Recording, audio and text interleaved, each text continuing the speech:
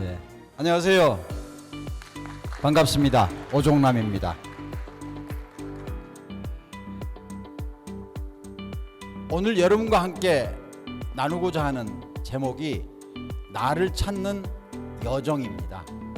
그리고 부제를 3번에 30년이라고 이렇게 적었습니다. 아마 이런 제목의 강의를 들어보신 기억이 없으시겠죠. 첫 번째, 삶이란 뭐냐? 어떤 사람은 삶을 이야기하면 계란이다 이렇게 이야기합니다. 지금은 없어졌지만 옛날에 우리가 완행열차 타고 서울을 가면 삶은 계란이라고 써 있었기 때문에 어떤 사람은 삶은 계란이다 그러는데, 저는 오늘 여러분께 말씀드리고 싶은 거는 삶이란 씨다 이렇게 말씀드리고 싶습니다. 왜냐? 태어나서 죽을 때까지 B하고 D 사이에는 C밖에 없잖아요. 그래서 저는 C를 초이스라고, 선택이라고, 그래서 삶은 선택이다 이렇게 시작하고 싶습니다. 그런데요 여러분, 태어나면서 나는 어느 집에 태어나고 싶다 희망하고 태어나신 분 계세요? 안 계시죠? 여러분이 자녀를 낳습니다. 나는 장동건이처럼 멋있는 아들을 점지해 주세요. 그렇게 설계하고 아들 낳은 분 안 계십니다. 다시 말씀드리면 어느 가정에 태어나건 어느 아이를 낳건 자기 뜻과는 거의 관계없습니다. 다시 말씀드리면 아직 C에 가지 못한 거가 B입니다. 태어나는 거는 자기가 선택한 게 아닙니다. 그래서 저는 오늘 B에서 시작해서 D, 이 두 가지는 아주 예외적으로 자살도 있지만 이 두 가지는 본인이 선택한 게 아닌데, 인생은 본인이 선택한 C라고 하는 데서부터 출발하고자 합니다. 저는 1952년 3월에 태어났습니다. 지금 7학년 이제 딱 이달이 제가 일반이에요. 마음은 아닌 것 같은데 일단 정부 기록에 그렇게 돼 있습니다. 1953년 3월은 우리 아버지가 군인으로 전사를 하신 날입니다. 저는 아버지 얼굴을 본 적이 없습니다. 왜냐하면 아들이 태어났다는 소식을 들었지만 전쟁 중에 사병이 휴가 올 수가 있는 게 아니죠. 저는 아버지 얼굴을 보지 못하고, 우리 어머니는 전쟁 미망이 되셨고 저는 소위 말하는 전몰군경 유자녀로 자랐습니다. 제가 하필이면 전라북도 고창군 아산면 성산리에 그런 집을 선택해서 제가 태어난 게 아니죠. 그냥 의식을 하고 보니까, 머리가 깨서 보니까 아버지는 전사하신 거죠. 어머니는 한학자의 딸로 자랐기 때문에 재혼을 못 하시고 하나밖에 없는 아들의 뒷바라지로 평생을 살다가 1982년에 제가 미국 유학에서 돌아온 한 달 후에 돌아가셨습니다. 제가 선택한 게 아니에요. 제가 태어난 가정은 제가 선택한 게 아니에요. 그래서 전쟁 미망인과 전몰 유자녀로 저는 자랐습니다. 쉽지 않았겠죠, 인생이. 여러분이라고 쉬웠겠습니까? 우리나라에 저와 같은 세대에 태어나서 자란 사람은 결코 쉽지 않은 삶을 살았습니다. 한번 돌아보겠습니다. 한국이 1945년 8월 15일 날 해방이 됐습니다. 1948년 8월 15일 날에야 비로소 대한민국이라는 나라가 세워졌습니다. 많은 사람들이 3년 동안 대한민국이 미군정하에서 살았다는 사실을 알지 못합니다. 왜냐하면 역사를 공부 안 하기 때문에. 이 3년 사이에 서울대학교라는 게 생겼습니다. 물론 전북에는 전북 거점 국립대학 전북대학교가 있지만 서울에는 서울대학교가 생겼습니다. 이 3년 사이에 생겼습니다. 서울대학교 초대 총장이 한국 사람일까요? 아닐까요? 미국 사람 해군 대위입니다. 다시 한번, 미국 사람 해군 대위가 서울대학교 초대 총장입니다. 그래서 3년 동안 이렇게 있다가 건국이 됐는데 1950년 6월 25일 날 전쟁이 난 거죠. 계산해 보시면 아직 2살이 안 됐습니다. 해방이 되고 나서 채 2년도 되기 전에 1950년 6월 25일부터 1953년 7월 27일까지 3년 동안 전쟁을 했습니다. 나라 꼴이 뭐가 됐겠습니까? 생산시설이 그나마 남아 있겠습니까? 이렇게 대한민국은 출범을 했습니다. 저는 어려서 새나라의 어린이라고 그래서 왜 새나라의 어린이지? 그랬더니 제가 초등학교 다닐 때 제가 58년에 제가 1학년이니까 정말 새나라지 않아요. 48년에 건국했으니까 나라가 10살밖에 안 된 나라의 어린이니까 새나라의 어린이 노래했겠죠. 이 시절에 대한민국이라는 나라는 완전히 폐허가 됐습니다. 그나마 있던 것도 다 없어져서 폐허가 됐습니다. 이런 나라에 제가 태어난 거죠. 왜 하필이면 이런 나라에 태어났지? 이런 생각을 할 수도 있습니다. 제 친구들 다 마찬가지입니다. 그래서 제가 오늘 여러분과 함께 한국이 걸어온 길을 한번 보고자 합니다. 한국이 걸어온 길은 1961년에 5월 16일 날 별 2개짜리 박정희 소장이 헌법학자는 어떤 사람은 혁명, 어떤 사람은 구테타라고 하지만 저는 그건 중요하지 않고 여하간 5월 16일 날 7월 22일 날 5월 16일부터 7월 22일까지 2달 동안에 경제기획원이 생겼습니다. 한번 상상해 보세요. 2달 만에 생겼습니다. 2달 만에 경제기획원 간판을 달았습니다. 2달 만에 경제기획원 간판을 달고 62년부터 66년까지가 제1차 경제개발 5개년 계획을 시작을 했습니다.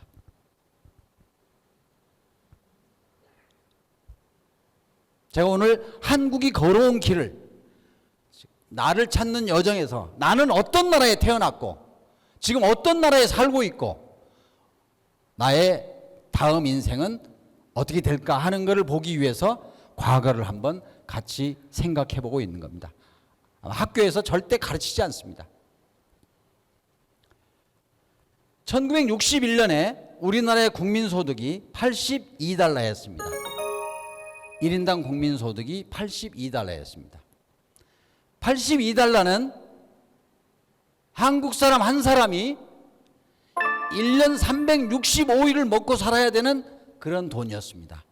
아니, 한 끼가 아니고 한 달이 아니고 12달 365일을 먹고 살 돈이 82달러였습니다.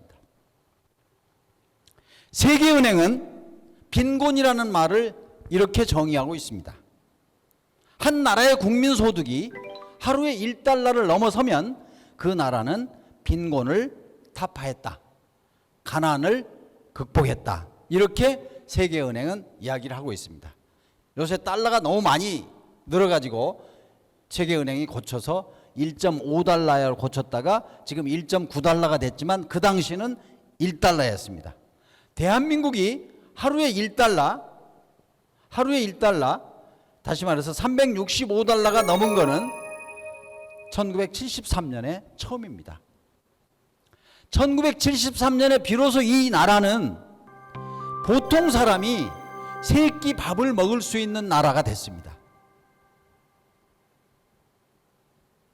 73년 이후에 태어난 애들은 세 끼 밥을 먹는다고 하는 게 무슨 의미인지 생각해 본 적도 없습니다. 냉장고 열면 마실 게 다 있습니다. 먹을 것도 있고. 근데 저희가 학교 다닐 때는 소풍 가는 날 비로소 어머니가 계란 싸주고 이렇게 도시락 반찬 괜찮게 해서 주어서 사이다 가서 지금처럼 냉장고가 있는 게 아니니까 소풍 가면은 언제 계란하고 도시락하고 사이다 마실까 이거 기다리던 그런 추억이 있습니다. 지금 애들은 없죠. 냉장고 열면 다 있는 거니까. 1977년에 1000불이 됐습니다. K는 제가 1000입니다. 94년에 10,000불이 됐습니다. 2006년에 20,000불이 됐습니다. 17년에 30,000불이 됐고 지금은 35,000불. 환율 때문에 왔다 갔다 하지만 여하간 30,000불이 돼. 이렇게 대한민국은 걸어왔습니다. 다시 정리하겠습니다. 제가 태어나던 이때는 한국은 지지리도 못 사는 나라였습니다. 세계가 한국이라는 나라를 나라로 취급도 제대로 안 하던, 한국 사람이라 그러면 인정을 안 해주던 그런 나라였습니다. 그런데 지금은 여기까지 왔습니다. 그래서 지금 다시 여기서 세계 속의 한국을 한번 살펴보고자 합니다. 지금 현재 세계 속의 한국의 현 주소는 어디쯤 가고 있을까? 우리가 태어날 때 우리가 선택하지 못했습니다. 여러분이나 저나 대한민국에 태어나게 해달라고 기도해서 태어난 거 아닙니다. 태어난 거죠. 그런데 지금 태어날 때 이런 나라였던 이 한국이 이런 과정을 거쳐서 지금 현재 어떻게 돼 있냐 이렇게 살펴보고자 합니다. 한국의 면적은 10만 평방킬로미터. 원래 9만 얼마였는데 새만금 덕분에 새만금이 400평방킬로가 넘어가지고 10만이 넘어서 이게 107등입니다. 107등. 한국의 땅덩어리는 100등 밖에 있는 나라입니다. 한국의 인구는 5,180만을 피크로 했지만 여하간에 5,100만이 넘어섰습니다. 이거가 28등입니다. 세계에서. 한국의 1인당 국민소득이 3만 달러가 넘어서 3만 5천 달러까지 지금 됐습니다만 이게 여전히 28등 정도가 됩니다. 잘 아시다시피 우리나라는 무역에서 수출해서 발전한 나라이기 때문에 우리나라의 무역 규모는 1조 달러가 넘어섭니다. 이거는 대략 9등 정도 됩니다. 수출이 7등이고 수출이 8등 정도 됩니다. 수출이 7등이고 수입이 9등이어서 합하면 대략 우리의 무역 규모는 8등 정도 됩니다. 이런 나라가 됐습니다. 이거를 정리하면 이렇습니다. 5,100만이라는 인구는 세계의 80억이 조금 안 되는 인구의 0.7%에 해당합니다.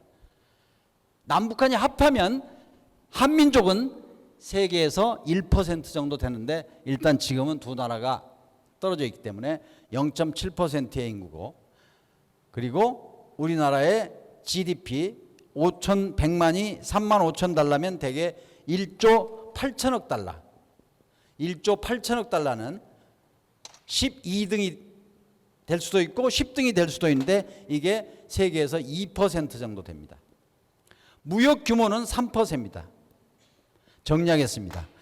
세계 속의 한국의 현 주소는 인구는 땅덩어리는 이야기할 것도 없고 100등 바뀌니까 인구는 0.7%로 1%도 안 되는 작은 나라이지만 생산은 2%, 세계의 50분의 1을 생산하고 있고 무역은 3%, 30분의 1을 무역을 하고 있는 나라입니다. 또 해외여행 가시면 다 느끼시겠지만 아마 이민 출입국 관리 직원이 여권 도장 찍어주면서 한국말 한마디 연습하는 거 들으셨죠? 일본 가도 마찬가지입니다. 제가 2월 달에 일본을 2번 갔다 왔는데 일본 가도 일본에 있는 출입국 관리 직원이 한국말 한마디, 안녕하세요 정도. 또 그리고 나도 한국말 알아요. 그리고 한국에 연속국 봤다. 이런 얘기를 다 할 정도로 우리가 물질적인 것뿐만 아니라 소위 말하는 K, 한류라고 하는 K가 엄청나게 지금 K-팝이 됐건 뭐 K-드라마가 됐건 이게 세계적으로 인정받는 나라가 됐습니다. 다시 말씀드리면 우리가 태어날 때 아무도 인정해 주지 않는 그런 나라에 태어났지만 지난 60년 동안에 이런 과정을 거쳐서 우리는 세계가 알아주는 나라, 괜찮은 나라가 됐다 하는 말씀을 제가 드리는 겁니다. 한국의 발전상이라고 하는 건 한마디로 말하면 이렇게 제가 정리할 수가 있습니다. 제가 IMF에 2번 근무를 했습니다. 처음에는 한국이 작았기 때문에 대리사로 갔었고, 제가 대리사로 가서 호주하고 협상을 해서 우리도 한번 상임이사를 한 번만 하자. 그래서 아시아 태평양 14나라를 대표하는 상임이사를 한 번만 하기로 하고 따냈는데 어떻게 하다가 제가 가게 됐습니다. 제가 2004년에 갔습니다. 2004년에 갔더니 한국에 관한 첫 번째 보고서가 1955년에 한국에 관한 첫 번째 보고서가 IMF의 비밀 창고에 있는 거예요. 대외위로. 제가 거기서 상임이사로 갔기 때문에 이 비밀을 풀어가지고 봤습니다. 1955년에 세계 경제 전문가들은 한국을 어떻게 평가했을까? 짐작이 가시죠? 한국은 경제 개발이라고 하는 것은 전혀 희망이 없는 나라다. 이 나라에서 경제 개발을 생각하는 자체가 말이 안 된다. 고로 한국은 경제 개발이 아니라 굶어 죽지 않을 정도의 원조만 해주면 된다. 이게 1955년에 IMF가 평가한 한국이었습니다.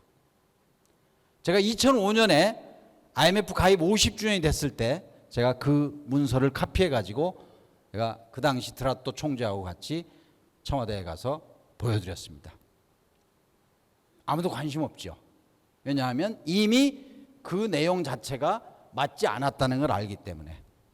그 이후에 한국이 경부고속도로를, 포항제철을, 현대중공업을 어느 거를 한다고 세계은행이나 아시아개발은행에 돈을 빌려달라고 찾아갔을 때 단 한 건도 경제학자들이 가능하다고 평가를 해준 프로젝트는 없습니다. 모두가 다 한국에서 제철을 하는 거는, 한국에서 조선소를 하는 거는 임파서블이다. 이렇게 결론을 내렸습니다. 이 세계에서 유일하게 세계은행이 모든 것을 불가능하다고 한 그거를 여기다가 딱 어포스트로피를 하나 찍어가지고 임파서블을 아이엠파서블이라고 만든 나라가 한국입니다.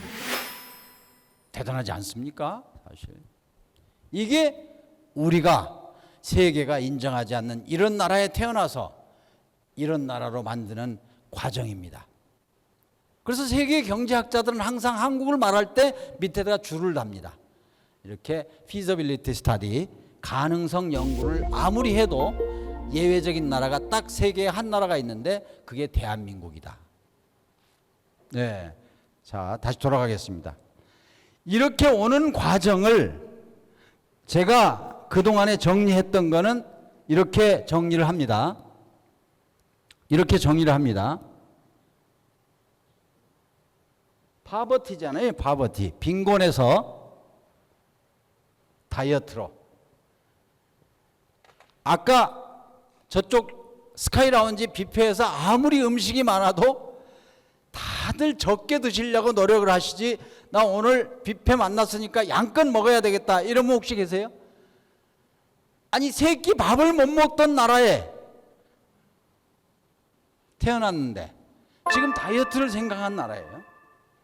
그랬더니 이정동 교수라고 있는데요. 이정동 교수가 제가 인간개발연구원 회장이라는 걸 하고 있는데 지난번에 제가 이정동 교수를 모시고 제가 톡 콘서트를 했어요.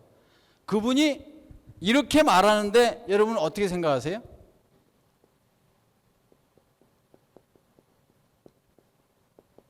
한번 읽어보시겠어요? 한국의 발전을 한마디로 말하면 돼지털에서 디지털로.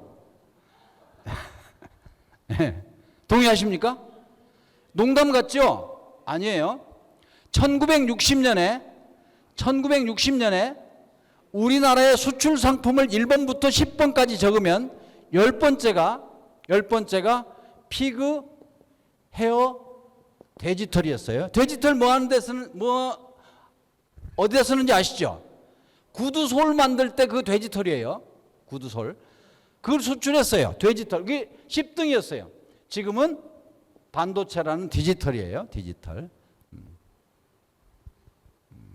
돼지털에서 디지털로. 그래서 파버티에서 다이어트라고 저는 설명을 했는데 이정동 교수가 돼지털에서 디지털이라고 설명하길래 말은 되는데 영어로는 이게 맛이 없어요. 돼지털에서 디지털은 맛이 있는데. 그렇죠? 정리하겠습니다. 태어나는 거는 자기가 선택하지 못하지만 그 다음의 선택은 여러분이 하는 모든 결정이 선택이잖아요. 학교도 직업도 시험도 다 선택을 해서 여기까지 오신 거예요.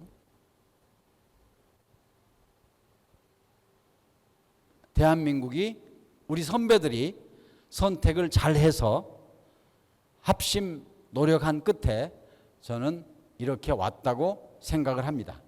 그런데요, 저는 오늘 여러분과 같이 뒤안길을 이야기하려고 합니다. 뒤안길을 나누고자 합니다.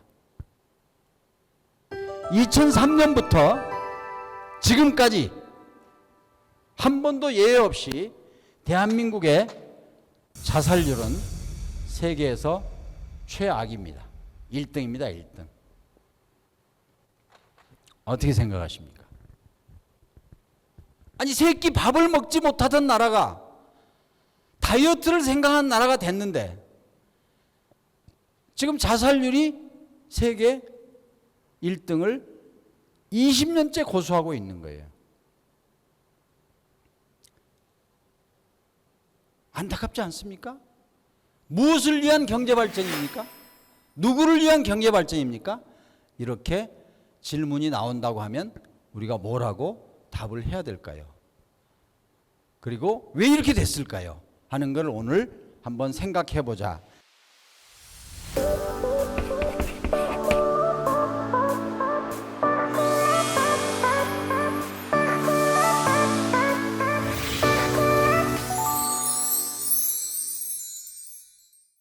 제가 여기다 나라고 썼지만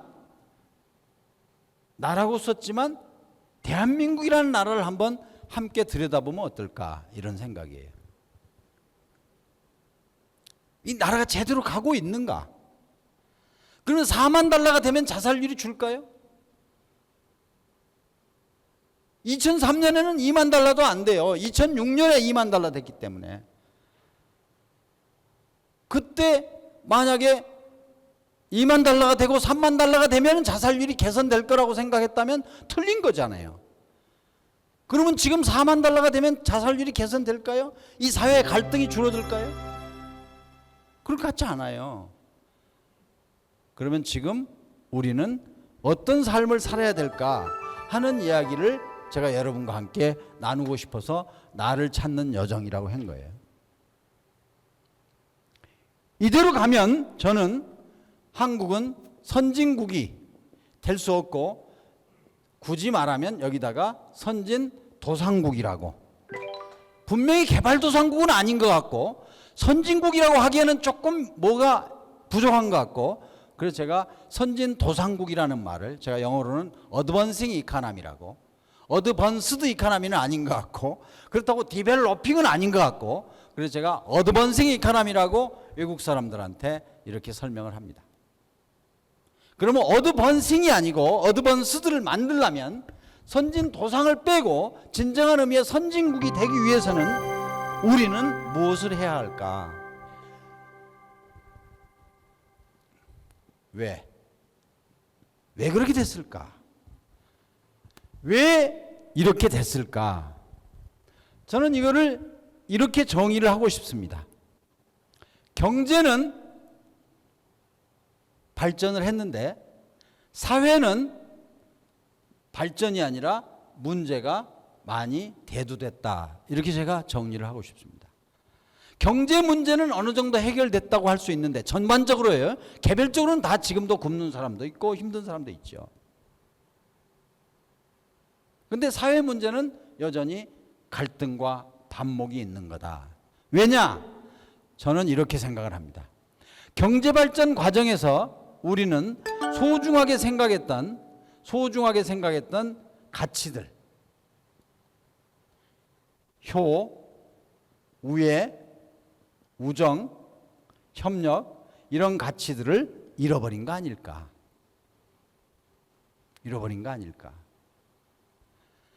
저는 이 단어를 다 합해서 배려라는 단어로 쓰고 있습니다.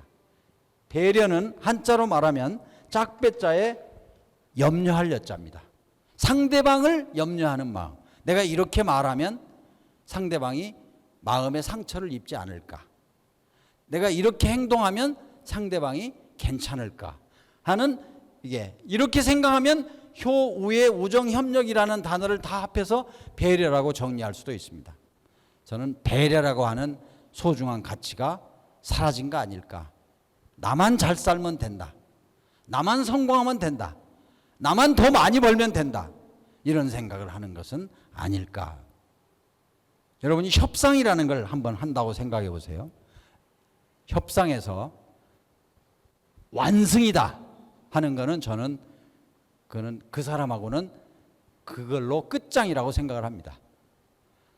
저는 협상을 할 때 상대방이 60% 정도를 내가 상대방에게 이기고 상대방이 40% 정도를 가져가야 계속되지, 내가 9대1로 이겨버렸다 그러면 그 사람은 자기 회사에서 잘리겠죠.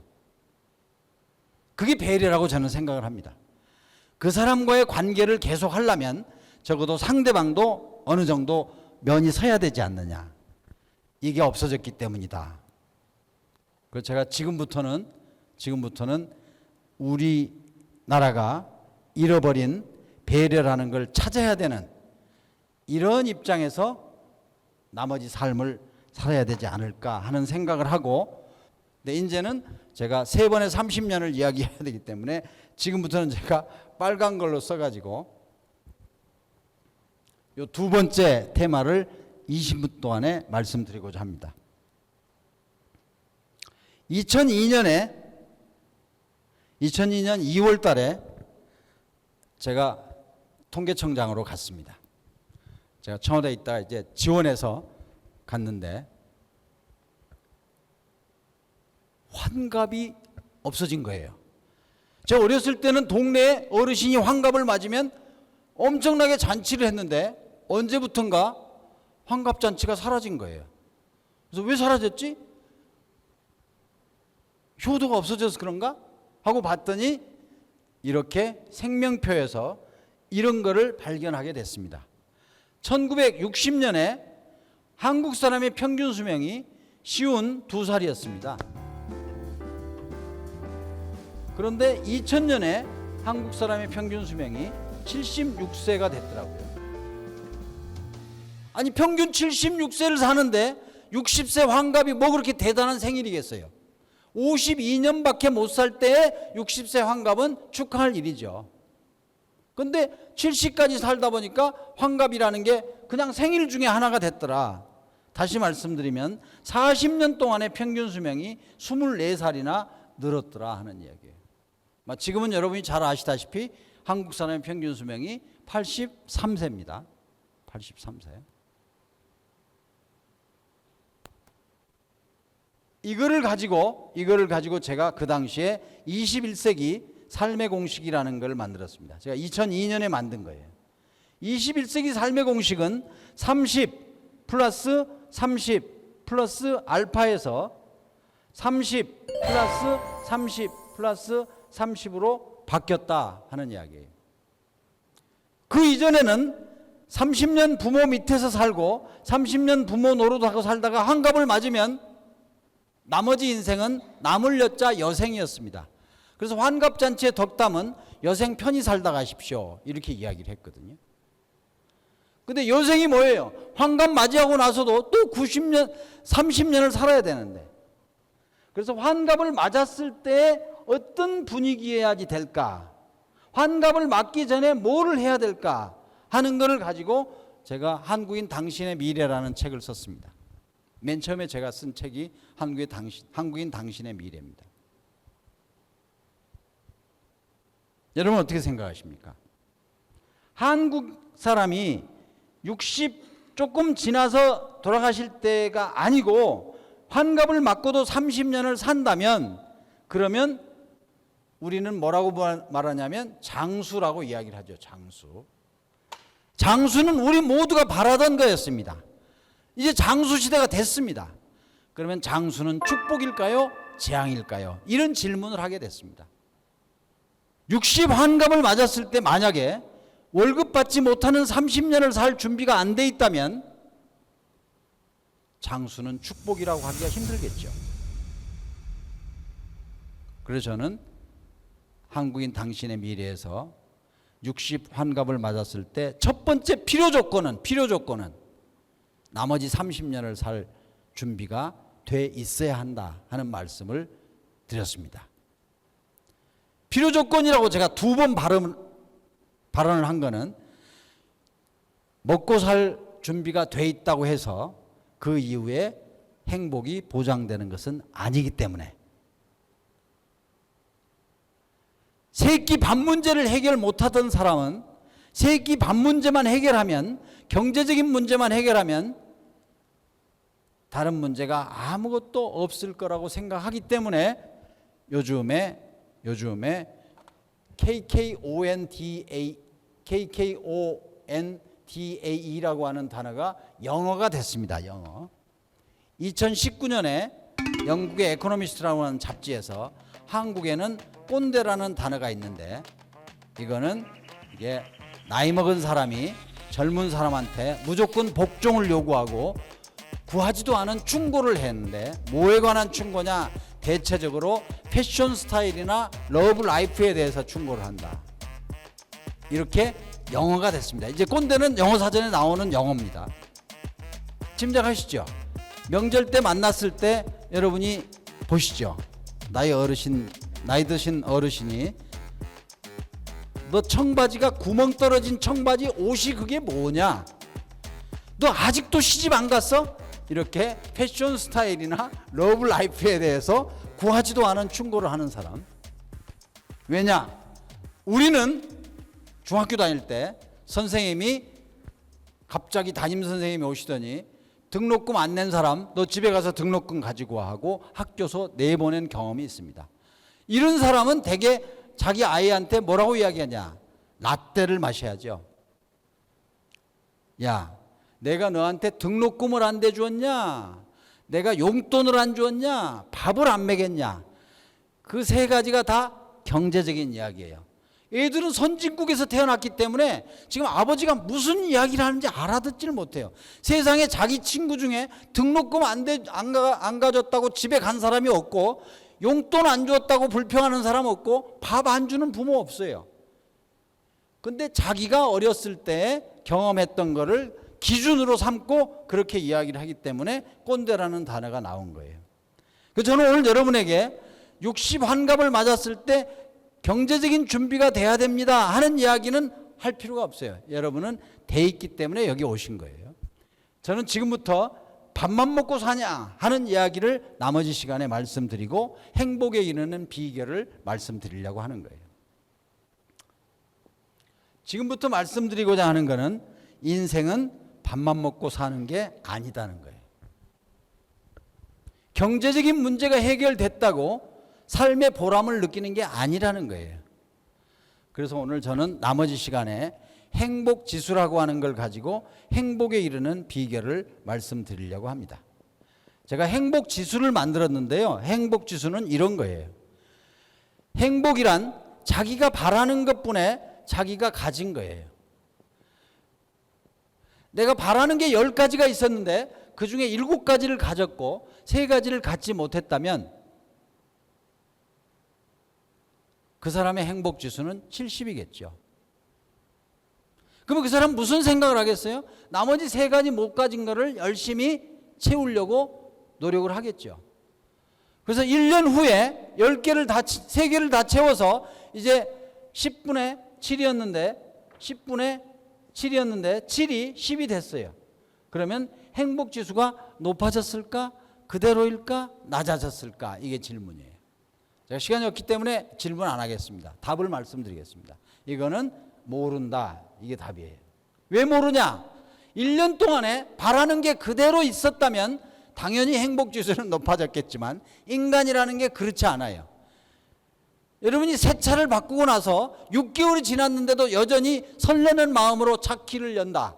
그런 사람 있어요? 없어요. 시간이 지나면 식어요. 그리고 또 딴 걸 바라게 돼요. 그래서 행복 지수의 개념을 이렇게 쓴 거는 1번 행복에 이르는 비결 1번은 기대 수준을 관리하라 이런 거예요. 제 결혼식 주례를 가끔 합니다. 지금 제가 50상 이상 주례를 했는데 아직까지 깨진 부분은 하나도 없습니다.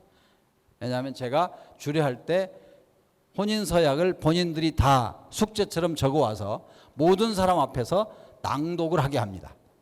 그 다음에 주례사를 제가 코팅해서 줍니다. 그래서 부산에 있는 한 친구는 1년에 한 번씩 찾아오는데 부부싸움 할 때 그거 꺼내고 그냥 살기로 했다고 초심을 잃지 않고. 주례사에 꼭 제가 넣는 부분이 있습니다. 주례가 성혼 선언문을 낭독한 순간 서로 배우자에 대한 기대를 반으로 줄이세요. 연애할 때처럼 잘해주는 배우자는 없습니다. 여러분은 예외인지 모르지만 제가 알기로는 그래요. 아직도 10개를 해줄 거라고 기대했는데 7개를 해주면 불만이겠죠. 근데 이제 결혼했으니까 10개가 아니고 5개만 해줘도 된다 했는데 7개를 해줬다면 이 사람은 행복하겠죠. 첫째, 행복에 이르는 비결 1번은 기대 수준을 관리하라. 배우자에게, 자식에게, 동료에게 너무 많은 걸 기대하지 마세요. 친구에게 특히. 멀쩡한 친구 이름 있는데 배신자라고 부르는 사람도 제법 많아요.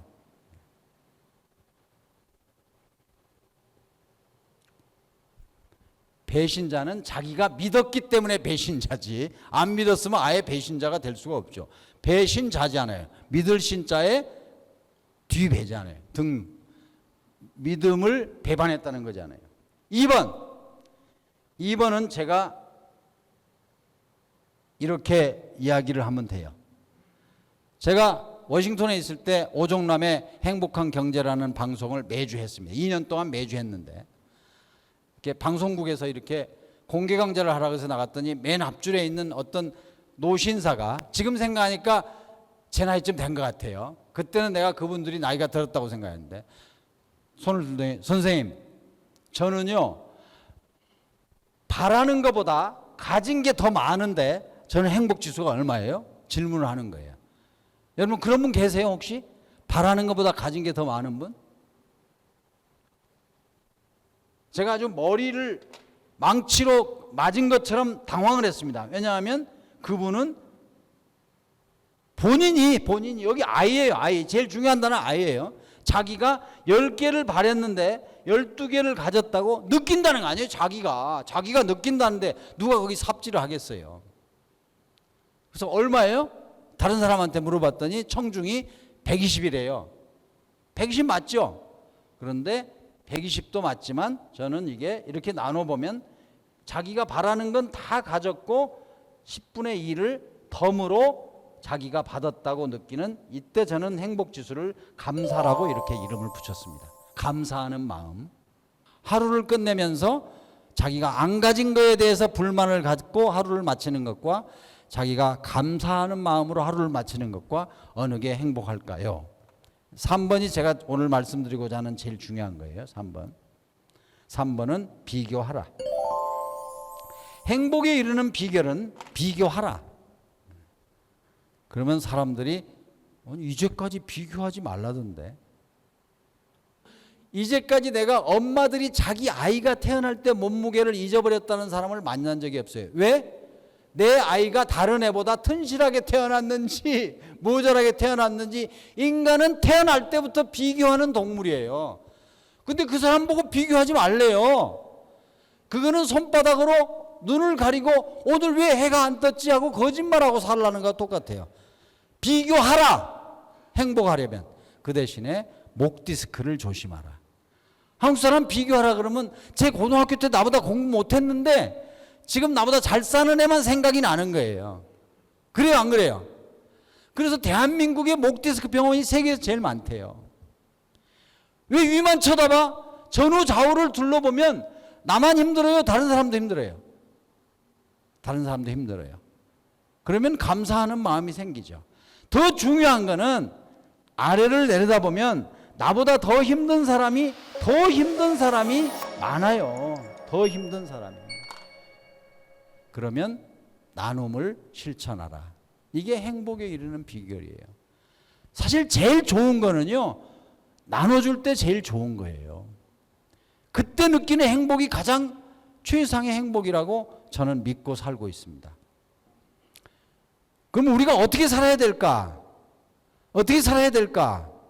저는 우리부터 경제발전 과정에서 잃어버린 배려라는 것을 실천하는 자세로 살아야 되지 않을까, 이런 생각입니다. 우리나라가 물질적으로만 이렇게 계속해서 강조하고 살다가는 영원히 선진도상국으로 머무를지도 모른다. 영원히 자살률 최악의 오명을 못 벗을지도 모른다. 그러니까 나부터라도 배려를 회복하는 삶을 살아야 되지 않을까. 저는 오늘 노래를 들려드릴 실력은 없지만 여러분에게 오늘 공유하고 싶은 노래가 있는데 그 노래는 집에 가서 들어보시면 돼요. 여기 앉아 계신 누구도 다 아시는 I have a dream이라는 노래가 있어요. 다 아시죠? 아바 노래예요. 아바 아시죠? 아바는 네 사람 혼성 듀엣의 이름의 첫 글자를 땄더니 A 2개, B 2개여 가지고 아바라고 지은 거예요. I have a dream이라는 노래 다 아시죠? 맘마미아에서 여러 번 다 들으셨기 때문에. 그 노래가 I have a dream 다음에 뭔지를 아는 사람은 거의 없어요. 그래서 오늘 제가 마무리를 I have a dream으로 하면서 나를 찾는 여정이라고 이렇게 하려 그래요. I have a dream. 그 다음이 a song to sing to help me cope with anything. 여러분이 좀 꿀꿀할 때 노래를 흥얼거리면 좀 좋아지죠. 그래서 그게 a song to sing이에요. 내가 흥얼거릴 노래. 그러면은 to help me cope with anything. 어떤 난관도 극복하는 데 도와주는 노래. If you see the wonder of a fairy tale. 동화 속의 기적을 믿는다면 you can take the future even if you fail. 설령 실패한다고 하더라도 여러분은 미래를 잡을 수 있다.